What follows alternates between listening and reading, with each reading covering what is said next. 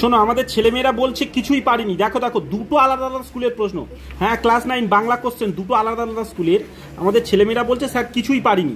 আচ্ছা তোমরা বলো, কত সহজ প্রশ্ন লক্ষ্য করো।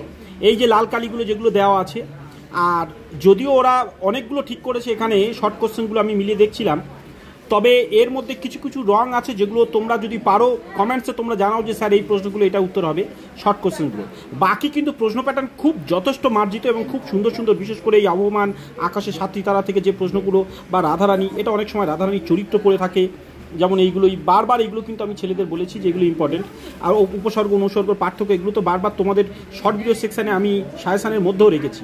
আর এখানে কারোর ক্ষেত্রে গল্প পড়ছে, কারোর ক্ষেত্রে সারাংশ পড়ছে।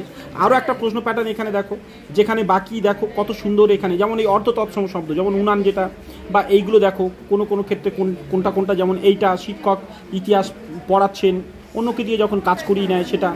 তারপরে দেখো এইখানে লক্ষ্য করো, এইখানে কিন্তু প্রশ্নগুলো খুব সুন্দর সুন্দর, সত্যি সত্যি কিন্তু ভালো কোশ্চেন এগুলো, লক্ষ্য করো প্রত্যেকটা প্রশ্ন প্যাটার্ন ভালো।